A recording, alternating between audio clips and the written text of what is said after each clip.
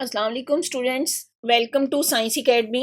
आज हम 9th class biology का सेकंड चैप्टर पढ़ेंगे, बायोडाइवर्सिटी। बायोडाइवर्सिटी का मतलब होता है किसी भी एरिया में रहने वाले लिविंग ऑर्गेनिजम्स की वैरायटी। मीन किसी एरिया में कितने लिविंग ऑर्गेनिज्म रहते हैं, कितनी टाइप्स के रहते हैं, या वहाँ पे प्लांट्स की कितनी टाइप्स हैं जो ग्रो की हुई हैं, एनिमल्स की कितनी टाइप हैं। तो variety of living organism is called biodiversity. इस चैप्टर में हम देखेंगे बायोडाइवर्सिटी की डेफिनेशन देखेंगे, फिर क्लासिफिकेशन ऑफ ऑर्गेनिज्म देखेंगे कि ऑर्गेनिज्म को आगे कितनी क्लासेस में डिवाइड किया गया है और ऑर्गेनिज्म को क्लासेस में डिवाइड करने का मकसद क्या था, उसके ऑब्जेक्टिव क्या थे या उसके एडवांटेजेस क्या हैं।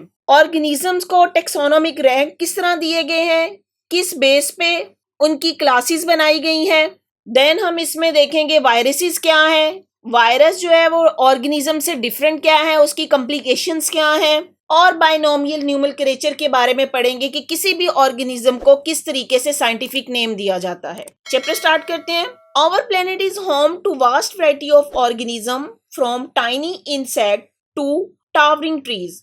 प्लेनेट की बात करें, प्लेनेट में छोटे से छोटे माइक्रो ऑर्गेनिज्म या टाइनी इंसेक्ट से लेके टावरिंग ट्री, बहुत लंबे दरख्त की बात की जाती है। This variety is essential for the health and balance of our world.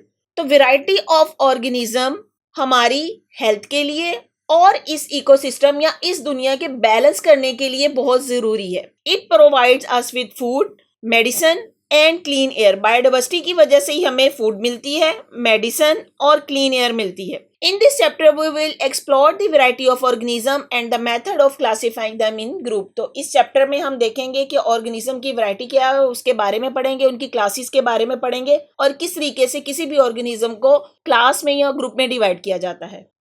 Ji, biodiversity. सबसे पहले तो बायोडाइवर्सिटी की डेफिनेशन देखें। Biodiversity mean the variety of organism in a particular area. किसी भी पर्टिकुलर एरिया में वैरायटी ऑफ ऑर्गेनिज्म, उसको उसकी बायोडाइवर्सिटी बोलते हैं। Biodiversity of an area is measured by considering the number of different kind of organisms and the variation within each kind। Biodiversity कैसे measure करते हैं कि किसी भी एरिया में कितनी different type of organism हैं और उनके अंदर कौन सी variations हैं। Biologists have discovered and classified almost 2 million kinds of organism। Biologists ने अभी तक जो है वो 2 million kind of organism describe किए हैं। However, they estimate that the total kind of organisms on earth is much greater. लेकिन वो कह रहे हैं कि ऑर्गेनिज्म जो इस अर्थ में पाए जाते हैं वो इन 2 मिलियन से भी कहीं ज्यादा हैं। Biodiversity is not evenly spread out. Biodiversity evenly spread out नहीं है कि किसी एरिया में ऑर्गेनिज्म की टाइप्स ज्यादा है, किसी एरिया में कम ऑर्गेनिजम्स हैं, तो इसलिए कह रहे हैं कि बायोडाइवर्सिटी इवनली स्प्रेड आउट नहीं है। The biodiversity in a place depend upon factor like climate। किसी भी एरिया की जो बायोडाइवर्सिटी है वो कुछ फैक्टर्स पे डिपेंड करती है। अब उसमें पहला फैक्टर क्या है? क्लाइमेट। उस एरिया की क्लाइमेट क्या है। फॉर एग्जाम्पल, अगर आप अपने पाकिस्तान की एग्जाम्पल लें तो आप जो है वो एरियाज में देखें, जो मैदानी इलाका जात है वहां पे रहने वाले जानवर और तरह के होंगे और पहाड़ी इलाका जात में रहने वाले जानवर और तरह के होंगे। वहां पे डिफरेंट स्पीशीज मिलेंगी, जबकि मैदानी इलाका जात में डिफरेंट स्पीशीज है। आल्टीट्यूड मीन जितनी ऊंचाई पे जाते जाएं। इसकी एग्जांपल इस तरह देंगे जिस तरह वो एरियाज जहां पे बर्फबारी होती है, जितनी ज्यादा बुलंदी पे होगा, पहाड़ी एरियाज आ जाएं तो वहां पे बर्फानी जानवर मिलेंगे। And soil type. Soil type important है प्लांट्स के लिए।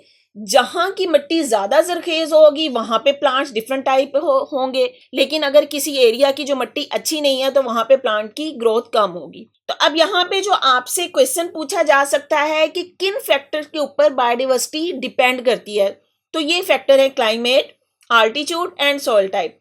Tropical regions have more biodiversity than polar region. Tropical region वो एरियाज हैं जो वार्म एरियाज हैं, जिन एरियाज में आप जैसे रहते हैं। एंड द पोलर रीजन वो रीजन्स हैं जहां पे बर्फ ज्यादा होती है। तो हर एरिया की बायोडाइवर्सिटी वहां के कुछ फैक्टर्स पे डिपेंड करती है, वहां की क्लाइमेट पे, वहां की आबो हवा पे डिपेंड करती है या उसकी सॉइल टाइप पे। जी, नेक्स्ट आता है इंपॉर्टेंस ऑफ बायोडाइवर्सिटी। बायोडाइवर्सिटी की अहमियत क्या है, क्यों आप इतना बायोडाइवर्सिटी को फोकस करते हैं कि इसकी आपकी लाइफ में क्या इंपॉर्टेंस है। Biodiversity provide many essential service for the human and planet. Here are some key benefit of biodiversity. Biodiversity के कुछ फायदे जो बताए गए हैं। पहला, इकोसिस्टम स्टेबिलिटी। स्टेबिलिटी उसको स्टेबल करने में मदद करती है। किस तरीके से? Biodiversity help to maintain the balance of ecosystem.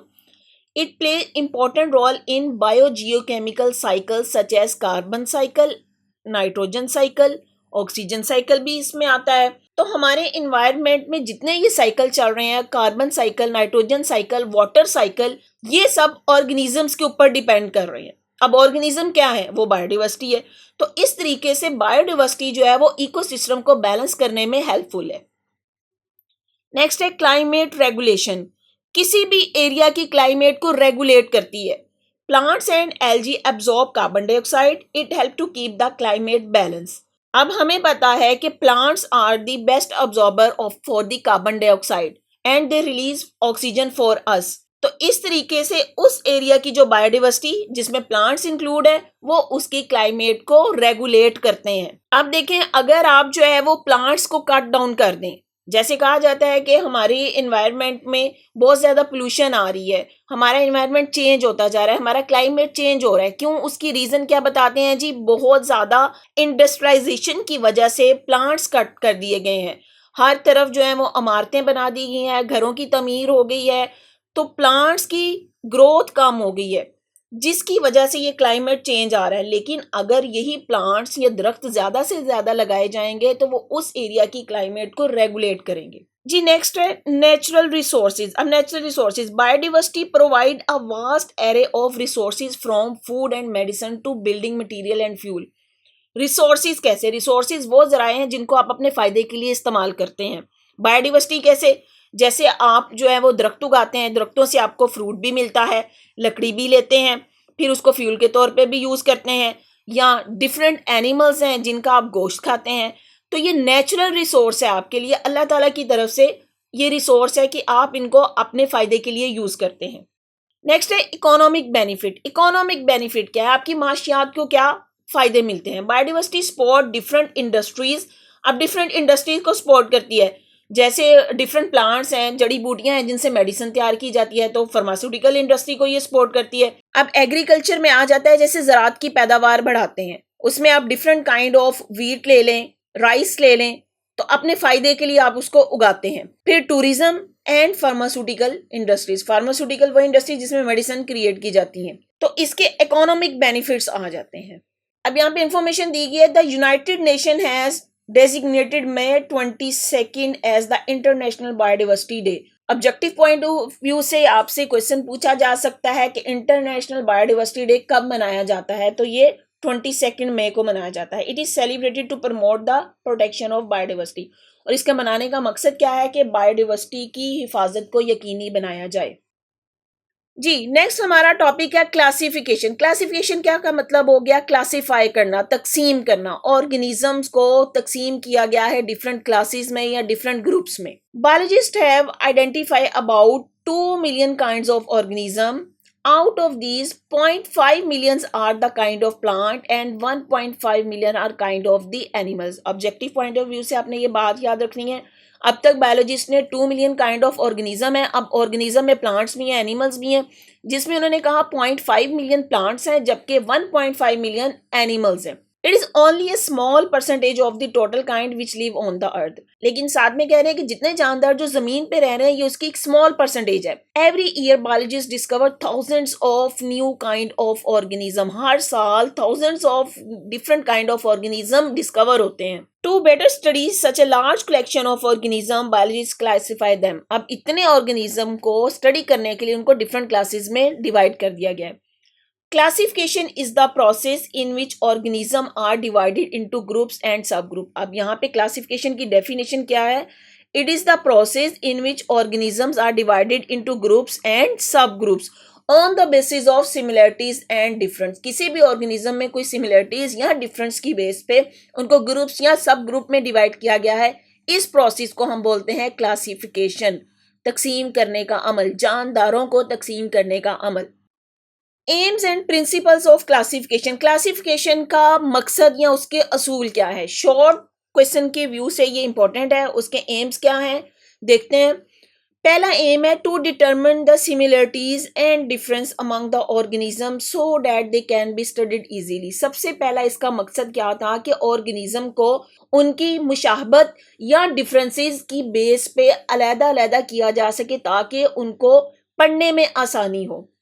To find the evolutionary relationship among organism का एवोल्यूशनरी रिलेशनशिप क्या है? एवोल्यूशनरी रिलेशनशिप का मतलब होता है कि इनका इर्तिका क्या है, कोई और एक ऑर्गेनिज्म किसी दूसरे ऑर्गेनिज्म के साथ कहाँ पे प्री हिस्टोरिक टाइम में कैसे रिलेट करता है। Biologists classify organism into groups and subgroups on the basis of similar physical characteristic. In recent time, they also take help from genetics. तो organism को उनकी similar physical characteristics की base पे groups या सब group में divide करने के लिए उन्होंने genetics की भी help Lee. They find the genetic similarities and differences among organisms. Then they use this information to know similarities and difference in their structure and function. तो किसी भी organism के structure या function में क्या similarities थी, क्या differences थे, उसके लिए उन्होंने जेनेटिक्स की हेल्प ली और उसके बाद उसको ग्रुप्स में डिवाइड किया। जी नेक्स्ट आ जाता है एडवांटेजेस ऑफ क्लासिफिकेशन। अब ऑर्गेनिजम्स को ग्रुप्स में क्लासिफाई करने के एडवांटेजेस क्या हैं, उसके फायदे क्या हैं। Number 1, classification allow biologist to group similar organisms together making it easier to identify and understand their characteristic. तो सबसे पहला फायदा क्या था, to make it easier to identify and understand their characteristics. किसी भी ऑर्गेनिज्म की कौन कौन सी खसूसियात हैं, देयर रिलेशनशिप उनके दूसरे ऑर्गेनिज्म के साथ कैसे ताल्लुकात हैं, एंड एवोल्यूशनरी हिस्ट्री और उसकी एवोल्यूशनरी हिस्ट्री के बारे में जाना गया। It help us understand the vast diversity of living organism on earth. तो इस तरीके से इस जमीन पे जो जानदारों की इतनी तादाद है, जो वास्ट डाइवर्सिटी है, उसको ग्रुप्स में तकसीम करके उनकी कैरेक्टरिस्टिक के बारे में पढ़ा गया। Classification provide a framework for studying and comparing different species. अब क्लासिफाई करके हम देख लेते हैं कि कंपेयर करते हैं एक स्पीशी को दूसरी स्पीशी के साथ। नेक्स्ट है it explain the inter relationship amongst various organism. Inter relationship, different organism के दरमियान इंटर रिलेशनशिप क्या है। इसकी एग्जांपल जैसे आप इंसान हैं, आप खुराक खाते हैं, खुराक जो है वो प्लांट्स उसके प्रोड्यूसर है, या आप मीट खाते हैं, मीट आप जानवरों से लेते हैं। तो ये आपका एक इंटर रिलेशनशिप है एनिमल्स और प्लांट्स के दरमियान। तो इसी तरह डिफरेंट ऑर्गेनिज्म का इंटर रिलेशनशिप होता है डिफरेंट ऑर्गेनिजम्स के साथ। It helps in identification of new species and in understanding their evolutionary relationship। तो क्लासिफिकेशन से जो है वो आइडेंटिफाई कर सकते हैं न्यू स्पीशी कौन सी है, क्योंकि अभी जो हमने पहले बात की कि साइंटिस्ट हर साल तकरीबन थाउजेंड्स स्पीशीज जो है वो डिस्कवर करते हैं। तो क्लासिफिकेशन से हमें आइडिया हो जाता है कि ये स्पीशी न्यू है। Classification provides a common language for biologist around the world enabling effective communication in the studying of organism। तो सबसे बड़ा बेनिफिट क्या था, it's provide a common language. अब देखिए कॉमन लैंग्वेज से क्या मुराद है, आप अपने एरिया की लैंग्वेज देखें वो डिफरेंट होंगी, आप किसी और एरिया में चले जाएं, किसी और कंट्री में चले जाएं, वहां पे जो है वो डिफरेंट होगी। जैसे फ्रेंच लैंग्वेज आ जाती है, डच आ जाती है, इंग्लिश है, सब लैंग्वेजेस डिफरेंट है। तो क्लासिफिकेशन का मतलब क्या है, कॉमन लैंग्वेज बनाई जाए जिससे ऑर्गेनिज्म को आइडेंटिफाई करने में आसानी हो। So overall classification is the crucial for our understanding of the natural world and for the conservation and management of biological diversity। तो क्लासिफिकेशन का ओवरऑल मतलब क्या था, understanding of the natural world, कुदरती तौर पे जो अल्लाह ताला ने ये दुनिया बनाई है इस दुनिया को समझा जा सके, and for the conservation and management of biological diversity के बायोलॉजिकल डाइवर्सिटी या ऑर्गेनिज्म की जितनी टाइप हैं उनकी कंजर्वेशन या उनकी मैनेजमेंट की जा सके। जी नेक्स्ट टॉपिक हमारा आता है टेक्सोनोमिक रैंक। टेक्सोनोमिक रैंक क्या है, सबसे पहले इसकी डेफिनेशन देख लेते हैं। The group into which organism are classified are known as taxonomic rank. वो ग्रुप जिसमें ऑर्गेनिज्म को क्लासिफाई किया जाता है उसको बोलते हैं टेक्सोनोमिक रैंक्स और टेक्सा। टेक्सा सिंगुलर टेक्सोन से निकला है। सबसे पहले जो टेक्सोनोमिक रैंक दिए थे वो साइंटिस्ट कौन था, the Swedish botanist Carl Linnaeus devised the Linnaeus system of taxonomic rank in 1735। 1735 में साइंटिस्ट कार्ल लिनस ने सबसे पहले टेक्सोनोमिक रैंक बनाए। इन this system Linus suggested the 7 taxonomic rank. तो उसने जो पहले सिस्टम बनाए उसमें 7 टेक्सोनोमिक रैंक डिस्क्राइब किए। वो 7 टेक्सोनोमिक रैंक नंबर 1 पे था kingdom, phylum, class, order, family, genus and species. ये 1735 में उसने किया था, लेकिन 1977 में the rank of domain was added to the system. This taxonomic rank are defined as below. अब उसने 1977 में एक और रैंक इसमें इंट्रोड्यूस करवाया गया जिसको नाम दिया गया डोमेन। अब डोमेन क्या है? Domain the highest taxonomic rank. यहाँ पे जो बात याद रखने वाली है, आपसे पूछा जा सकता है हाईएस्ट टेक्सोनोमिक रैंक कौन सा है, वो है domain. All organisms are divided into 3 domains. और जितने भी ऑर्गेनिजम्स हैं उसको 3 मेन डोमेन में डिवाइड किया गया। पहले क्या कहा गया? पहली डोमेन का नाम है आर्किया, सेकंड है bacteria and third is Eukarya. तो याद रखने वाली जो यहाँ पे बात है, आपने ये याद रखना है कि सबसे हाईएस्ट टेक्सोनोमिक रैंक डोमेन और 3 मेन डोमेन कौन सी हैं? Archaea, Bacteria and Eukarya. अब आर्किया क्या था? आर्किया में आगे ग्रुप ऑफ माइक्रो ऑर्गेनिजम्स। तो आर्किया में आगे माइक्रो ऑर्गेनिज्म, जितने भी छोटे छोटे ऑर्गेनिज्म थे उसको ग्रुप डोमेन आर्किया में रखा गया। फिर बैक्टीरिया, बैक्टीरिया की डिफरेंट टाइप है तो इसलिए एक अलग डोमेन बनाई। थर्ड डोमेन जो आ गई यूकेरिया। अब यूकेरिया में जितने भी प्लांट्स या एनिमल्स हैं वो यूकेरिया में आ जाते हैं। अच्छा जी, डोमेन के बाद जो अगला रैंक था वो था किंगडम। अब किंगडम क्या है? Domain is further divided into kingdom. For example, the domain Eukarya is divided into 4 kingdom: Animalia, Plantae, Fungi and protista. सबसे फर्स्ट रैंक था डोमेन। डोमेन को आगे फर्दर डिवाइड किया गया किंगडम। अब यहाँ पे इन्होंने एग्जांपल दी है, एक हमने डोमेन ली यूकेरिया। यूकेरिया के आगे से फर्दर 4 किंगडम्स है। कौन कौन सी? Animalia, Plantae, Fungi and Protista. Next division आती है, उसको बोलते हैं phylum, division for plants and fungi. Each kingdom is sub divided into related phyla और डिवीजन। फिर हर किंगडम को आगे से फाइलम या सब फाइलम में डिवाइड किया गया। फाइलम के बाद जो अगला रैंक आया वो था क्लास। ईच फाइलम या division is divided into related classes. फिर हर फाइलम के आगे से क्लासेस बनाएगी। यहाँ पे मैं आपको एक एग्जांपल देती हूँ, आपको अंडरस्टैंड करने में आसान होगा। देखें, 3 मेन डोमेन्स की हमने बात की। 3 मेन डोमेन में हमने एक सिलेक्ट कर ली यूकेरिया। हमने कहा कि यूकेरिया के आगे से 4 किंगडम्स है। कौन कौन से? Animalia, Plantae, Fungi and protista. अब हर किंगडम को आगे फर्दर फाइलम में डिवाइड किया गया। यहाँ पे मैंने प्लांटी को एक्सप्लेन किया है। जैसे प्लांटी के आगे से फर्दर कितने फाइलम है? ब्रायोफाइट है, टेड्रोफाइट्स है, जिम्नोस्पर्म्स है, एंजियोस्पर्म्स है। अगर आप एनिमिलिया में देखें तो एलिमिनिया में जैसे आगे फाइलम इसमें आ जाएंगे कॉर्डेटा, यहाँ इसमें आप ले लेंगे आर्थ्रोपोडा, यहाँ इसमें आप एक और फाइलम ले सकते हैं इकाइनोडर्म्स। जी, प्लांटी की मैं आपको बता चुकी हूँ, ब्रायोफाइट है, टेट्रोफाइट्स है, जिम्नोस्पर्म्स हैं, एंजियोस्पर्म्स हैं। अच्छा, इसी तरह फंजाई के भी डिफरेंट फाइलम हो सकते हैं। उसमें आ सकता है बेसिडियोमाइकोटा या जाइगोमाइकोटा। इसी तरह प्रोटिस्टा के भी डिफरेंट फाइलम है जिसमें प्रोटोजोआ आ सकते हैं। अब यहाँ पे आपने इसको बस आइडेंटिफाई करना है, इसको याद रखना है कि हर डोमेन को किंगडम में और हर किंगडम को आगे से फाइलम्स, हर फाइलम की आगे से क्लास। अब यहाँ पे जैसे देखें किंगडम प्लांटी, उसके लिए फाइलम 4 फाइलम है। हर फाइलम की आगे से डिफरेंट क्लासेस होंगी। मैंने यहाँ पे सिर्फ एंजियोस्पर्म की क्लासेस बताई हैं। अब एंजियोस्पर्म के आगे से 2 क्लासेस है, मोनोकोट्स या डाइकोट्स।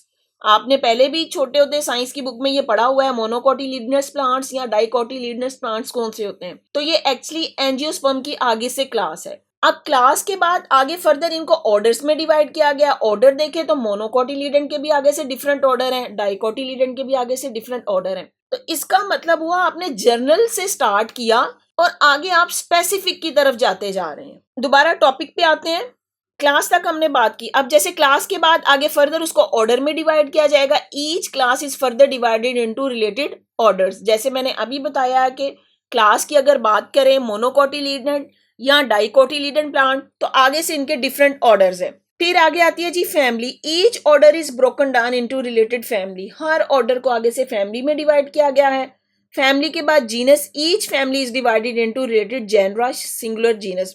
तो हर फैमिली को आगे से जीनस और जीनस के बाद लास्ट इसका जो आ जाता है वो species. It is the lowest level of classification. Species जो है वो लोएस्ट लेवल ऑफ क्लासिफिकेशन है। A species is a group of similar organisms that can interbreed and produce fertile capable of reproduction offspring। यहाँ पे 2 बातें आपने याद रखनी है कि अगर क्लासिफिकेशन का सबसे लोएस्ट लेवल पूछा जाए वो स्पीशी है और अगर सबसे हाईएस्ट लेवल पूछा जाए तो वो डोमेन है। अब यहाँ पे साथ ही आपको स्पीशी की डेफिनेशन भी दे दी गई है।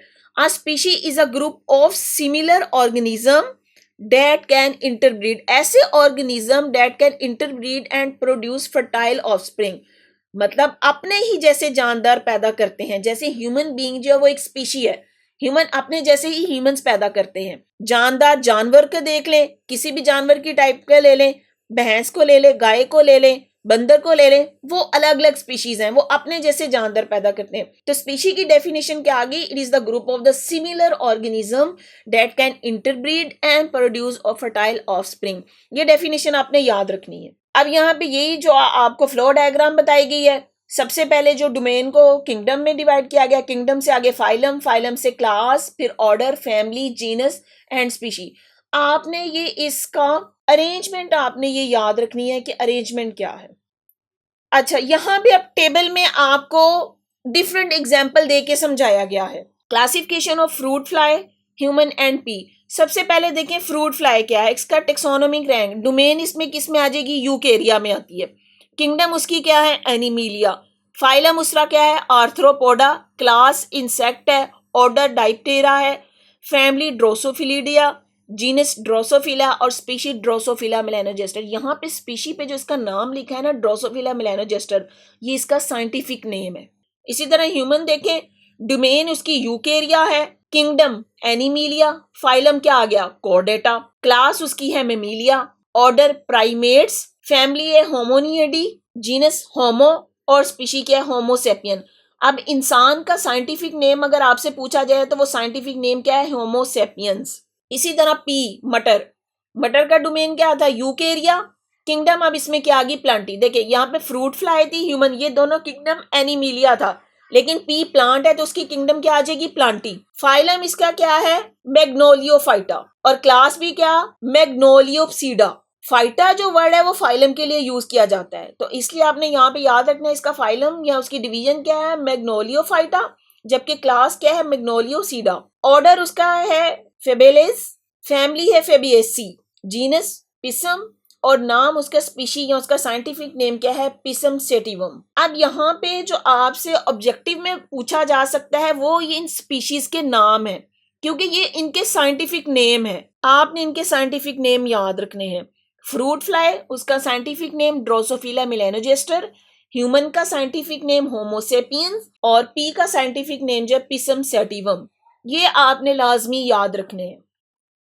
जी स्टूडेंट्स, जो नेक्स्ट टॉपिक डिस्कस किया गया वो है हिस्ट्री ऑफ क्लासिफिकेशन। क्लासिफिकेशन की हिस्ट्री क्या है? The history of classification system can be traced back to ancient time. The Greek philosopher Aristotle, सबसे पहले ग्रीक फिलोसफर एरिस्टोटल था, was the first who classify organism into two groups, plants and animals. सबसे पहला जो Greek philosopher Aristotle ने two groups बनाए, जिसमें एक प्लांट और दूसरा एनिमल्स थे। फिर आता है the Arab scholar Abu Usman Umar al Jahiz describe the characteristic of 350 species of animals. उसने तकरीबन एनिमल्स की 350 स्पीशीज की खुसूसियात बयान की। He wrote a lot about the life of ants. उसने ज्यादा जो काम था वो आंट्स, चींटियों के ऊपर काम किया। नेक्स्ट आता है the Italian botanist Andrea Cesalpino divide plants into 15 groups and call them genera. तो यहाँ पे इसने जो काम किया वो प्लांट्स के ऊपर किया और प्लांट्स को 15 ग्रुप्स में डिवाइड किया। फिर एक फ्रेंच बॉटनिस्ट आता है, the French botanist Tournefort introduce the taxa of class and species. तो उसने यहाँ पे क्लासेस और स्पीशी का टैक्सा या ग्रुप को इंट्रोड्यूस करवाया। The Swedish botanist Carl Linnaeus created a taxonomic hierarchy of organisms with the 7 taxa: kingdom, phylum, class, order, family, genus and species। ये हम पहले भी पढ़ चुके हैं कि स्वीडिश बायोलॉजिस्ट था कार्ल लिनस था जिसने 7 टेक्सोनोमिक रैंक क्रिएट किए थे। यहाँ पे एक इंफॉर्मेशन दी गई है। In 1172 Ibn Rushd translated the Aristotle book De Anima into Arabic. तो इब्ने रुशद था जिसने एरिस्टोटल की बुक है अरबी में तर्जमा किया।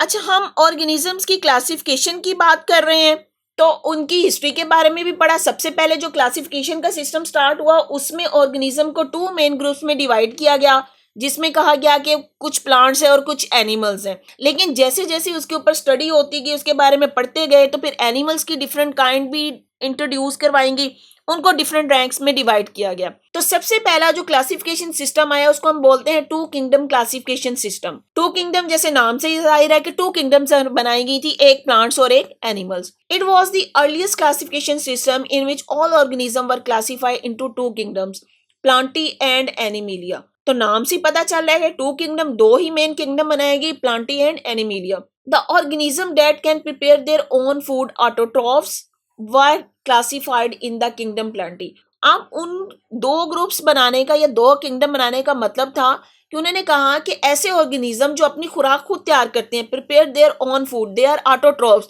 तो उनको उन्होंने क्लासिफाई कर दिया किंगडम प्लांटी में। On the other hand the organism that can not make their own food, they are heterotrophs, they were classified on the kingdom Animalia. तो ऑटोट्रॉफ्स और हेट्रोट्रॉफ्स को डिफरेंट किंगडम्स में डिवाइड कर दिया गया। According to this system prokaryotes, अब prokaryotes जैसे bacteria या archaea and fungi were member of the kingdom Plantae. क्योंकि टू किंगडम क्लासिफिकेशन थी, उन्होंने क्या कहा कि कुछ ऑर्गेनिज्म जैसे बैक्टीरिया, आगे आर्किया मीन कुछ माइक्रो ऑर्गेनिज्म या फंजाई वगैरह, उन सबको उन्होंने किंगडम प्लांटी में रख दिया। Taxonomist found this system unworkable because many unicellular organism like Euglena have both plant like presence of chlorophyll and animal like heterotrophic mode of nutrition in darkness and lack of cell wall characteristic। क्या कहा गया है कि यहाँ पे उन्होंने कुछ organism के बारे में डिफिकल्टी फाइंड आउट की कि कुछ ऐसे ऑर्गेनिज्म हैं जिसमें प्लांट्स की तरह की करेक्टरिस्टिक्स भी हैं और एनिमल की तरह भी है। एग्जाम्पल उन्होंने दी है यूग्लिना। अब यूग्लिना में प्लांट लाइक कौन सी करेक्टरिस्टिक है? प्लांट लाइक इसकी करेक्टरिस्टिक्स है प्रेजेंस ऑफ क्लोरोफिल। हमें पता है कि प्लांट्स में ही क्लोरोफिल होता है, इसीलिए वो अपनी खुराक खुद बना पाते हैं। तो अब यूग्लिना था, उसमें क्लोरोफिल मौजूद था। एंड एनिमल लाइक, लेकिन साथ ही यूग्लिना की एनिमल लाइक प्रॉपर्टीज भी थी। वो क्या? हेट्रोट्रोफिक मोड ऑफ न्यूट्रिशन, कि उसके पास क्लोरोफिल तो है लेकिन वो अपनी खुराक खुद नहीं बनाता, बल्कि वो उसके हेट्रोट्रोफिक मोड ऑफ न्यूट्रिशन है कि वो दूसरों से खुराक हासिल करता है। In darkness and lack of cell wall, फिर यूग्लिना के पास सेल वॉल नहीं थी। क्योंकि प्लांट्स की अगर करेक्टरिस्टिक देखें तो उसकी पहली करेक्टरिस्टिक वही क्या है कि they have the presence of chlorophyll, और प्लांट्स के पास सेल मेम्ब्रेन के आउटर कवरिंग सेल वॉल होती है।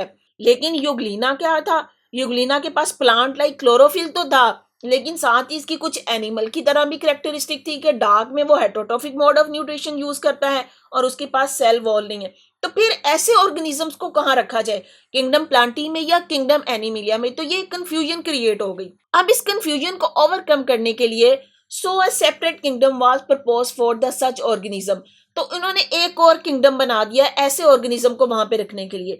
This system also did not clear the difference between prokaryotes, bacteria and archaea and eukaryote. अब इस ये two kingdom classification system fail क्यों हुआ? क्योंकि ये क्लियर बताता ही नहीं था डिफरेंस, प्रोकैरियोट्स कौन से हैं, यूकैरियोट्स कौन से हैं, बैक्टीरिया कौन से हैं, आर्किया कौन से हैं। इसलिए two kingdom classification system fail हो गया। अच्छा जी, जब two kingdom classification system fail हुआ तो उसके बाद आ गया थ्री किंगडम क्लासिफिकेशन, मतलब ऑर्गेनिज्म की तीन किंगडम्स बनाएंगी। अब वो कौन कौन सी तीन किंगडम बनाएगी? In 1866, the German zoologist Ernst Haeckel proposed a third kingdom, that is Protista for Euglena. तो अर्न्स्ट हैकेल एक उस साइंटिस्ट ने एक तीसरी किंगडम बनाई जिसको नाम दिया गया प्रोटिस्टा, और उसमें यूग्लिना जैसे ऑर्गेनिज्म रखे गए। He also included prokaryotes, bacteria and archaea in the kingdom Protista. तो उसने क्या किया? प्रोकैरियोट्स यानी बैक्टीरिया और आर्किया को किंगडम प्रोटिस्टा में रख दिया।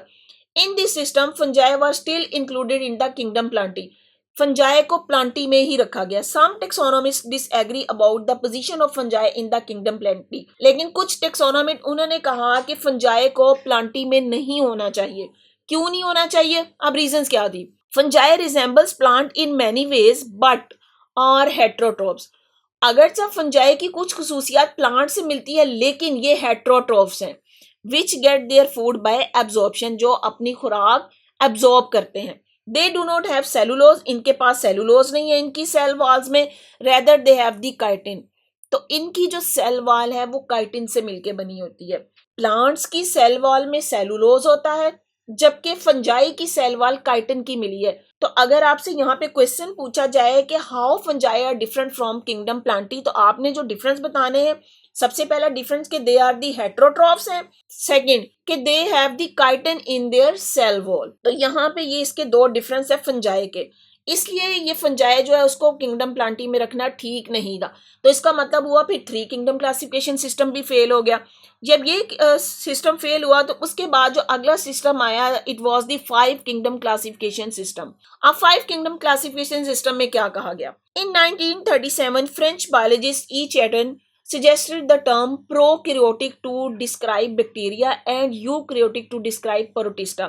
अब उसने यहाँ पे 2 टर्म्स डिस्क्राइब की, प्रोकैरियोटिक एंड यूकैरियोटिक। कैरियोटिक का मतलब होता है न्यूक्लियस।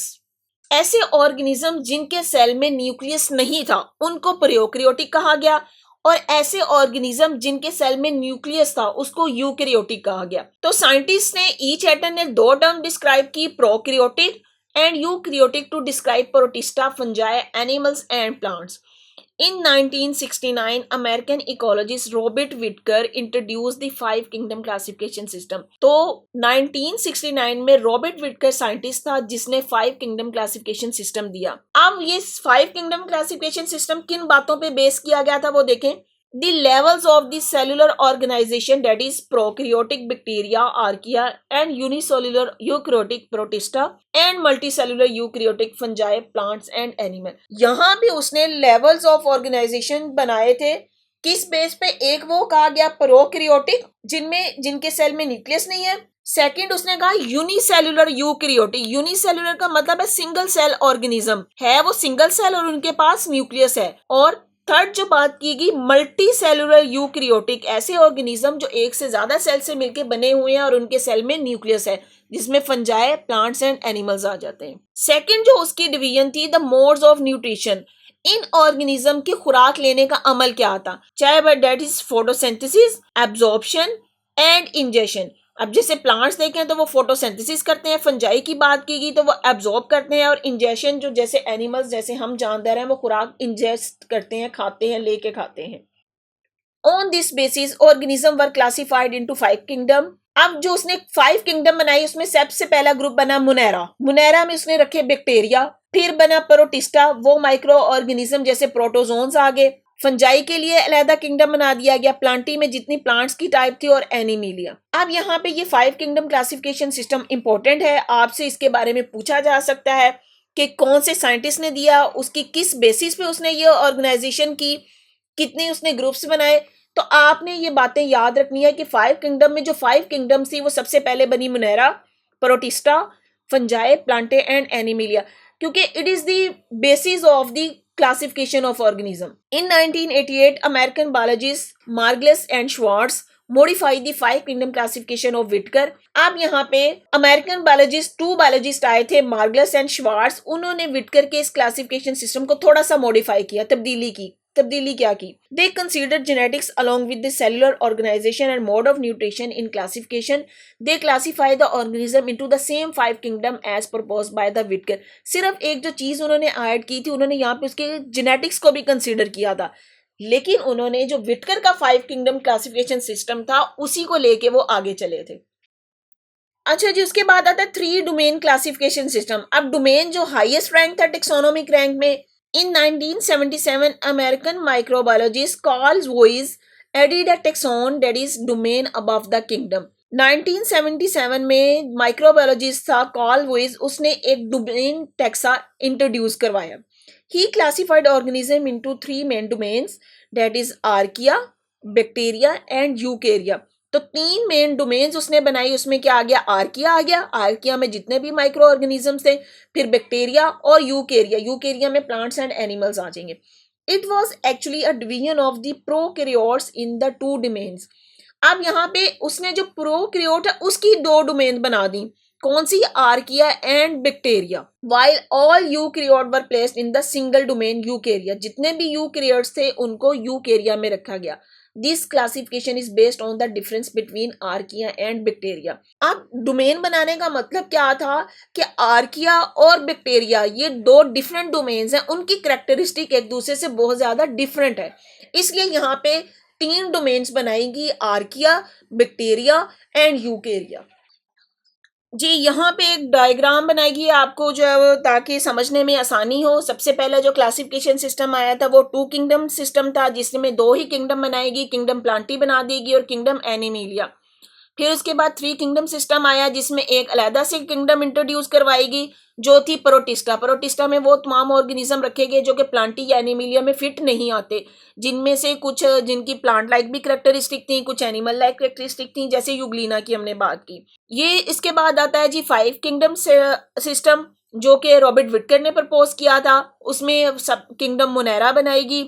किंगडम मोनेरा में उसने बैक्टीरिया वगैरह रखे। फिर किंगडम प्रोटिस्टा आ गई, जिसमें different micro organism, Euglena, amoeba वगैरह रखे गए। फिर kingdom Plantae, plants. Kingdom fungi, fungi को अलहदा से किंगडम दे दिया गया। और फिर किंगडम एनिमिलिया, जिसमें ऑल एनिमल्स टाइप आ गए। उसके बाद 3 डोमेन सिस्टम आया। 3 डोमेन सिस्टम में क्या गया, 3 मेन डोमेन्स बना दी गई, लेकिन ये 5 किंगडम क्लासिफिकेशन वो वहीं पे रही, उसको चेंज नहीं किया गया। अब 3 डोमेन्स में क्या आया, सबसे पहली जो किंगडम बनाएगी थी, किंगडम आर्किया बनाएगी। अब आर्किया में क्या रखा गया, किंगडम आर्किया बैक्टीरिया। भैया आर्किया बैक्टीरिया क्या थी, it is the Asian form of life. Archaea bacteria में एशियन फॉर्म ऑफ लाइफ, यहाँ से लाइफ का स्टार्ट हुआ था। फिर आगे जी किंगडम बैक्टीरिया। बैक्टीरिया में किंगडम यू बैक्टीरिया रखे गए। You bacteria that was the true bacteria, जिसमें ट्रू बैक्टीरिया का मतलब हुआ कि बैक्टीरिया की जो जो करेक्टरिस्टिक हैं वो इसमें होती हैं, तो इसलिए इनको अलहदा कर दिया गया आर्कियो बैक्टीरिया। आर्कियो बैक्टीरिया वो थे जो बैक्टीरिया लाइक थे, एशियन फॉर्म ऑफ लाइफ थी, लेकिन किंगडम यू बैक्टीरिया में ट्रू बैक्टीरिया रखे गए। फिर अगली किंगडम आ गई प्रोटिस्टा। प्रोटिस्टा में जितने भी सिंगल सेल यूनिसेलुलर ऑर्गेनिजम्स आ जाते हैं, जिसमें जिसके पास न्यूक्लियस है, जैसे यूग्लिना आ जाता है, अमीबा आ जाता है, तो ये प्रोटिस्ट में आ गए। फिर kingdom Plantae, kingdom fungi and kingdom Animalia. तो इस इन तीनों की जो मेन डोमेन थी वो यूकेरिया था, जबकि बैक्टीरिया किंगडम यू बैक्टीरिया के लिए और archaea domain kingdom archaeo bacteria के लिए यूज की गई। अच्छा, अभी तक तो हमने पढ़ा कि 3 मेन डोमेन्स बनाएगी। अब यहाँ पे डिस्कशन आ जाती है कि डोमेन्स ऑफ लिविंग ऑर्गेनिज्म है। ऑर्गेनिज्म को 3 डिफरेंट डोमेन्स में अगर डिवाइड किया गया है, तो कि हर डोमेन की करेक्टरिस्टिक्स क्या हैं। तो domains of living organism, the following are the main characteristic of the 3 domains of organism. जो 3 डोमेन्स बनाई थी, जिसमें डोमेन आर्किया आ जाता है, डोमेन बैक्टीरिया आ जाता है और डोमेन यूकेरिया। तो यहाँ पे इन तीनों डोमेन की करेक्टरिस्टिक्स को बताया गया है। तो पहले हम डिस्कस करते हैं डोमेन आर्किया। अब आर्किया क्या था, these are the most primitive organism. Most primitive का मतलब है जो सबसे पहले इस दुनिया में या इस अर्थ में ऑर्गेनिज्म बने, वो डोमेन आर्किया में आ गए। They are prokaryotes but their cell wall does not contain peptidoglycan but is made up of the various polypeptide and protein. यहाँ पे इसकी करेक्टरिस्टिक क्या है, दे आर प्रोकैरियोट्स। जो डोमेन आर्किया है, सबसे पहले क्या था, प्रोकैरियोट्स। प्रोकैरियोट मैं पहले भी बता चुकी हूँ, ऐसे ऑर्गेनिज्म जिनके सेल में न्यूक्लियस नहीं होता। फिर साथ में अगली करेक्टरिस्टिक क्या बताएगी है, देयर सेल वॉल, उनकी सेल वॉल के पास पेप्टाइडोग्लाइकन नहीं था, बल्कि क्या था, पॉलीपेप्टाइड्स एंड प्रोटीन से मिलकर उनकी सेल वॉल बनी हुई थी। अगली जो करेक्टरिस्टिक बताएगी है, their ribosomal RNA resemble more to eukaryotes than to bacteria. Domain को बैक्टीरिया से अलग करने का मतलब ही क्या था कि बैक्टीरिया के जो राइबोसोमल आरएनए हैं और इस आर्किया के जो राइबोसोमल आरएनए हैं वो डिफरेंट होते हैं, और वो आर्किया के जो राइबोसोमल आरएनए हैं वो यूकैरियोट्स के साथ रिजेंबल करते हैं। Their cell membrane contains unique lipids which enable them to live in extreme environment, that is hot spring, salt lake, acidic और alkaline water। अगली जो करेक्टरिस्टिक बताएगी है कि इनकी सेल मेम्ब्रेन के पास यूनिक टाइप ऑफ लिपिड है, जिसकी वजह से वो एक्सट्रीम इन्वायरमेंट जैसे हॉट स्प्रिंग में रह सकते हैं, साल्टी लेक में या एसिडिक या अल्कलाइन मीडियम में वो एग्जिस्ट करते हैं। However they also exist in the more common environment. लेकिन इसके अलावा जरूरी नहीं है कि वो इस एक्सट्रीम इन्वायरमेंट में रहेंगे, कॉमन इन्वायरमेंट में रहते हैं, जैसे सोयल में या ओशंस में भी रहते हैं। Some archaea obtain energy from inorganic compound such as sulphur और ammonia. The other group perform photosynthesis but do not produce oxygen. अब इसकी क्या करेक्टरिस्टिक बताएगी, आर्किया के ग्रुप में कुछ ऐसे भी एनिमल्स हैं जो अपनी एनर्जी इनऑर्गेनिक कंपाउंड जैसा कि सल्फर और अमोनिया से लेते हैं, लेकिन कुछ ऐसे ऑर्गेनिज्म है जो फोटोसिंथेसिस तो करते हैं, लेकिन उस फोटोसिंथेसिस में वो ऑक्सीजन प्रोड्यूस नहीं करते हैं। अब यहाँ पे जो क्वेश्चन आपसे पूछा जा सकता है वो डोमेन आर्किया की करेक्टरिस्टिक या उसकी प्रॉपर्टीज पूछी जा सकती हैं। तो आपने इसकी पहली प्रॉपर्टी बतानी है मोस्ट प्रिमिटिव ऑर्गेनिज्म है। सेकंड, इसमें आपने बताना है कि उनकी जो सेल वॉल है वो पॉलीपेप्टाइड और प्रोटीन से मिलकर बनी होती है। थर्ड कैरेक्टरिस्टिक क्या है कि उनका राइबोसोमल आरएनए यूकैरियोट से रिजेंबल करता है। फिर उनकी सेल मेम्ब्रेन में यूनिक लिपिड होता है जिसकी वजह से वो एक्सट्रीम इन्वायरमेंट को एग्जिस्ट करते हैं। एक्सट्रीम इन्वायरमेंट के अलावा वो कॉमन इन्वायरमेंट सॉइल और ओशंस में भी रहते हैं। फिर आर्किया में कुछ ऐसे ऑर्गेनिज्म हैं जो अपनी फूड इन ऑर्गेनिक कंपाउंड से हासिल करते हैं और कुछ ऐसे हैं जो फोटोसिंथेसिस से हासिल करते हैं। तो ये सब डोमेन आर्किया की प्रॉपर्टीज हैं। अब यहाँ पे ये सारे डोमेन आर्किया की एग्जांपल शो की गई है। देखेंगे डिफरेंट ऑर्गेनिज्म है लेकिन आर्किया में आ रहे हैं। जी, नेक्स्ट जो बात की गई है, there is one kingdom in domain archaea. Archaea को आगे से एक ही किंगडम में डिवाइड किया गया। वो किंगडम कौन सी थी? आर्किया बैक्टीरिया या Asian bacteria. Example of archaea bacteria include methanogens produce methane as a by product of their metabolism. तो मिथेनोजिन वो ऑर्गेनिज्म है, they produce methane as a by product of their metabolism. जब उनकी body में metabolism होती है तो वो मीथेन को बाय प्रोडक्ट के तौर पे प्रोड्यूस करते हैं, इसलिए उनका नाम दिया गया मिथेनोजिन्स। सेकंड उसमें आता है हेलोफाइल्स। हेलो का मतलब होता है सॉल्ट। तो हेलोफाइल्स मतलब वो वाले ऑर्गेनिज्म आगे they found in the extremely salty environment में। फिर आता है थर्मोफाइल्स। थर्म का मतलब होता है हीट। ऐसे ऑर्गेनिज्म आगे जो हाई टेम्परेचर को रेजिस्ट कर सकते थे, found in the hot spring. And last आ गया acidophiles. Acidophiles man found in the extremely acidic environment. तो बात जो आपने याद रखनी है, जो डोमेन आर्किया है उसके आगे से फर्दर एक ही किंगडम है, उस किंगडम का नाम है आर्किया बैक्टीरिया।